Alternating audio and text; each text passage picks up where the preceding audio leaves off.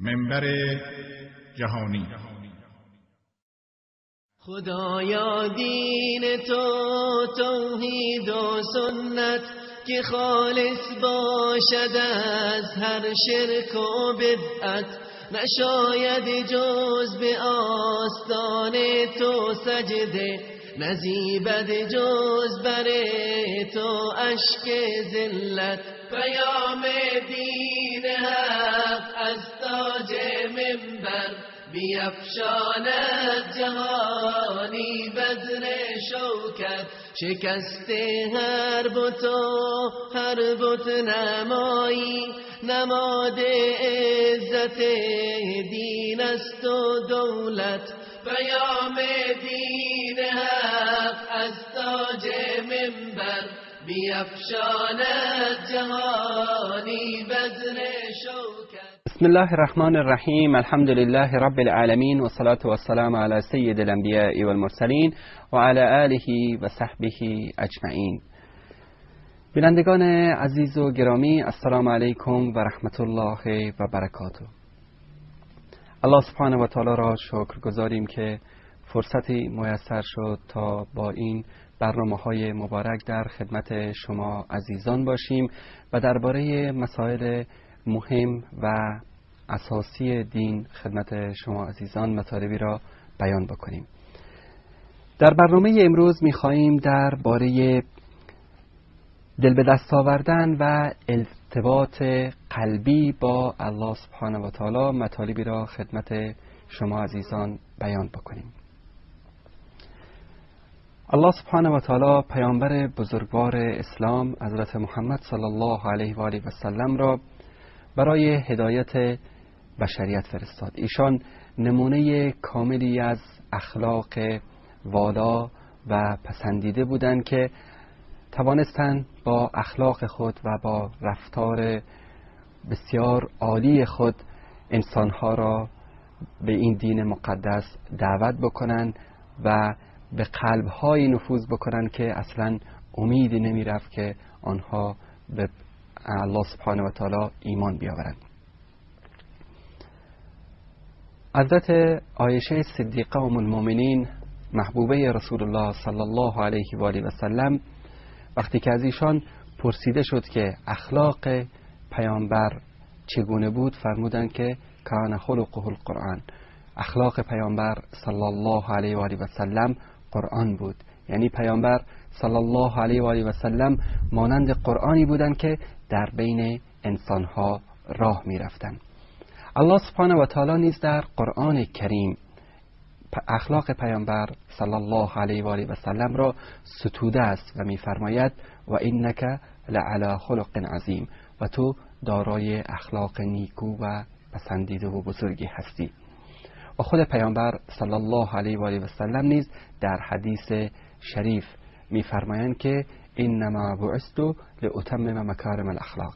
من برای این مبعوث شدم و فرستاده شدم تا اخلاق عالی و مکارم اخلاق را برای انسانها به پایه کمال برسانم. ایشان نفرمودند که قواعد اخلاق را پایه گذاری کنم، بلکه سخن از مکارم اخلاق یعنی اخلاق بسیار شایسته زدند. رسول الله صلی الله علیه و آله و سلم نمادی از اخلاق بسیار والا و نمونه‌ای از همه خوبی هایی که شما بتوانید تصور بکنید بودند. در رحمت و مهر و شفقت به ملت اسلام و به تمام انسانها، حتی به حیوانات. یعنی ما موارد زیادی در سیرت پیامبر صلی الله علیه و آله و سلم داریم که ایشان حتی در مقابل حیوانات هم مسلمانان را امر می‌کردند که به آنها زیاد یعنی خارج از توان و طاقت آنها بر آنها حمل نکنند، یعنی حتی دلسوزی نسبت به حیوانات داشتند. به همین خاطر است که الله سبحانه و تعالی در سوره انبیا آیه 107 می‌فرماید که و ما ارسلناک الا رحمتا للعالمین، و ما تو را جز رحمتی برای جهانیان نفرستادیم. آری پیامبر صلی الله علیه و آله و سلم رحمت بودند، رحمت برای انسانها، حتی برای حیوانات. قبل از پیامبر صلی الله علیه و آله و سلم هیچ گونه قواعدی نه تنها در بین انسانها در معامله با هم دیگر نداشتن. حتی امروز شاید شنیده باشید که به نام حقوق حیوانات در اروپا و آمریکا بعضی از سازمان‌هایی هستند که فعالیت می‌کنند. نخستین پایه‌گذار حقوق حیوانات پیامبر صلی الله علیه و آله و سلم بودند. اما رفتار آنها با مؤمنین، الله سبحانه و تعالی در سوره احزاب آیه 43 می‌فرماید و کان بالمؤمنین رحیما، او نسبت به مؤمنان همواره مهربان بوده است. و در سوره آل عمران آیه 159 الله سبحانه و تعالی می‌فرماید که ای پیامبر بس به مهر و رحمتی از سوی الله با آنان نرم خوی شدی، فبما رحمت من الله لنت لهم، و اگر درشت خوی و سخت دل بودی از پیرامونت پراکنده می شدن، ولو كنت فظا غلیظ القلب لانفضوا من حولک. و خود آن حضرت نیز در این باره در حدیث شریف فرمودند که یا ایها الناس انما انا رحمت مهدا، ای مردم من رحمتی هستم که به انسانیت هدیه شدم. پیامبر صلی الله علیه و آله و سلم با این اخلاق نیکو و پسندیده‌ای که داشتن به دلها نفوذ کردند. دلهایی که سخت‌تر از سنگ بود با این اخلاق و با این رفتار پیامبر صلی الله علیه و آله و سلم نرم شد و این دلهای مؤمن و مسلمانی شد که در راه دین اسلام از همه چیز خود گذشتند. نمونه ای از ارتباط قلبی پیامبر صلی الله علیه و آله و سلم و برقرار کردن این ارتباط در صورت واقعی آن را انس بن مالک یار و همراه پیامبر صلی الله علیه و آله و سلم در حدیثی که حاکم و آلبانی آن را روایت کرده و آلبانی آن را صحیح دانسته است، می‌فرماید که روزی امرا با رسول الله صلی الله علیه و آله و سلم در مسجد ایشان بودیم که مردی روستایی یا بدوی وارد مسجد پیامبر صلی الله علیه و آله و سلم شد و به گوشه‌ای از مسجد رفت و مشغول ادرار کردن شد.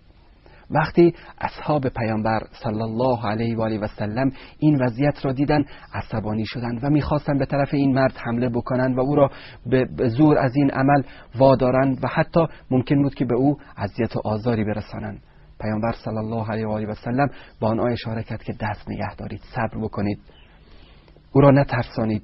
وقتی که آن مرد از آن عمل زشتی که انجام میداد و در واقع اون نمیدانست از حرمت مسجد، اطلاعی نداشت، وقتی که کارش تمام شد پیامبر صلی الله علیه و سلم او را صدا زدند و بسیار با اخلاق و با آرامی و با محبت به او فرمودند که اینجا مسجد است، اینجا محل عبادت است و در اینجا جایز نیست که انسان این عمل را انجام دهد.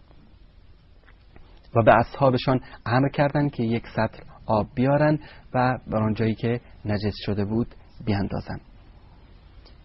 آن مرد از این اخلاق پیامبر صلی الله علیه و آله و سلم متأثر شد. ببینید چگونه انسانها را مائل به خود می‌کردند، چگونه انسانها را با محبت و با اخلاق به دلهای آنها نفوذ می‌کردند. نمونه دیگر، جوانی پریشان و مست شراب خدمت آن حضرت میرسد. یا رسول الله به من اجازه بدهید که زنا کنم. حرف بسیار بزرگی است. اگر امروز کسی جرأت نمی کند که امروز کسی به ما و امثال شما مثلا بیاد این حرف را بزند که به من اجازه بده که زنا بکنم، این جوان در مقابل پیامبر بزرگوار اسلام صلی الله علیه و آله و سلم رحمت للعالمین در مقابل ایشان میان که به من اجازه بده که زنا کنم. افرادی که در آنجا بودند صحابه خشمگین شدند، نزدیک بود که به طرف آن جوان حمله کنند و او را بکشند که خفه شو، این چه حرفی است که تو میزنی؟ آیا از پیامبر صلی الله علیه و سلم کسی این اجازه را میخواد؟ پیامبر اکرم صلی الله علیه و آله و سلم در کمال آرامش و مهر و عطوفت با آن جوان حیران گفتند بیا نزدیک و پهلوی من بنشین. آن جوان نزدیک شد و به آرامی در کنار پیامبر صلی الله علیه و آله و سلم نشست رسول الله صلی الله علیه و آله و سلم خطاب به او فرمودند آیا زنا را برای مادرت میپسندی؟ جوان شرمسار و پریشان گفت قربانت گردم سرورم، نه به خدا قسم نمیپسندم. پیامبر به آرامی به او فرمودند و همچنان دیگران این عمل را برای مادران خود نمیپسندند. دوباره رو کردند به جوان و گفتند آیا این عمل را برای دخترت میپسندی؟ جوان حیرت زده گفت یا رسول الله فدایت شوم، نه به الله قسم نمیپسندم. پس گفتند پیامبر صلی الله علیه و سلم که دیگران نیز آن را برای دختران خود نمیپسندند. پیامبر صلی الله علیه و آله و سلم خطاب به جوان گفتند آیا زنا را برای خواهرت میپسندی؟ آن جوان با شرمندگی گفت نه سرورم، نه به خدا قسم برای خواهرم نمیپسندم. پیامبر صلی الله علیه و آله و سلم فرمودند دیگران نیز آن را برای خواهران خود نمیپسندند. پیامبر صلی الله علیه و آله و سلم دوباره رو کردند به این جوان و فرمودند که آیا زنا را برای عمت میپسندی؟ جوان در کمال شرمساری گفت نه به الله قسم فدایت شوم نمیپسندم. پیامبر صلی الله علیه و آله و سلم فرمودند و همچنین دیگران نیز آن را برای عمه‌هایشان نمیپسندند. آیا آن را برای خاله‌ات روا می‌داری؟ جوان سرشکسته گفت نه قسم به پروردگارم، الهی فدایت شوم یا رسول الله. رسول الله صلی الله علیه و آله و سلم فرمودند همچنین دیگران نیز این عمل را برای خاله‌های خود نمیپسندند. سپس در کمال مهر و شفقت پدری دست مبارک را بر سینه آن جوان گذاشته و به درگاه پروردگار عالمیان دعا کردند که بارالها گناهان این مرد را بیامرز و قلبش را پاک گردان و شرمگاهش را حفظ کن. از آن روز به بعد آن جوان نیکوکاری بود و هرگز با چشم بد به زن و دختر کسی نگاه نمی کرد. این است روش سرور ما و آقای ما پیامبر صلی الله علیه و آله و سلم در معامله با مردم. این است اسلوب زیبا و روش و اخلاق و که با شفقت و مهر پدری به قلب آن جوان راه پیدا کردند و زشتی و قباحتی آنچه را که او اجازه آن را میخواست برای او بیان نمودند. و همچنین در ارتباط ما با مردم مسائل مهم دیگری را به طور مختصر در پایان برنامه خدمت شما عزیزان عرض می کنم که خلق و خوی مردم متفاوت است. احساسات، علم، ذکاوت، مزاج و ادراک مردم مختلف است. آرزوها و رویکردهای گوناگون دارند. پس ما باید در معامله با مردم و در رفتار با آنها هر کس را مزاج و اخلاق و احساس و علم و ذکاوت و غیره او را در نظر بگیریم تا بتوانیم با اسلوب خوب و با اخلاق نیکو به قلب‌های انسان‌ها راه پیدا بکنیم. حضرت سیدنا علی رضی الله تعالی عنه در روایتی می‌فرمایند که همه قلب‌های انسان‌ها وحشی و رام نشدنی است. هر کس با آنها الفت یابد به او استقبال نشان میدهند. ببینید که چقدر جالب سیدنا علی رضی الله تعالی عنه این مطلب را بیان میکنند که ما چگونه بتوانیم به قلبهای مردم راه پیدا کنیم. اگر ما با مهر و با اخلاق و با عطوفت با مردم رفتار بکنیم میتوانیم به قلبهای آنها راه پیدا بکنیم و آنها را به سوی دین مقدس اسلام دعوت بکنیم. بینندگان عزیز و گرامی، در مسائل مختلفی که در مورد اصناف و طبقات مردم و خلق و خوهای متفاوت مردم ما باید ملاحظه وقت و مکان مناسب را هم بکنیم که تا بتوانیم به دلهای مردم راه پیدا بکنیم. شاید ما مطلبی رو میخواییم به کسی بیان بکنیم اما در انتخاب وقت مناسب و مکان مناسب دچار اشتباه شده ایم که این امر سبب می شود آن طرف از ما تنفر پیدا بکند.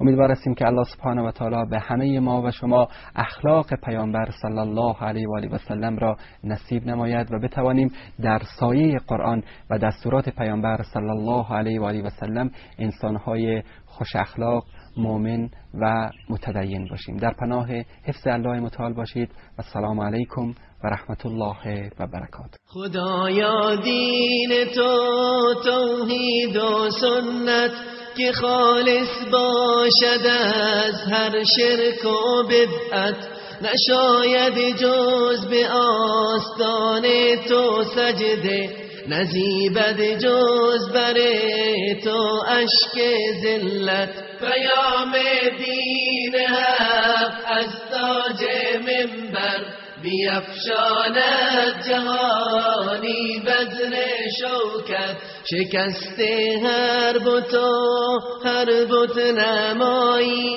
نماد عزت دین است و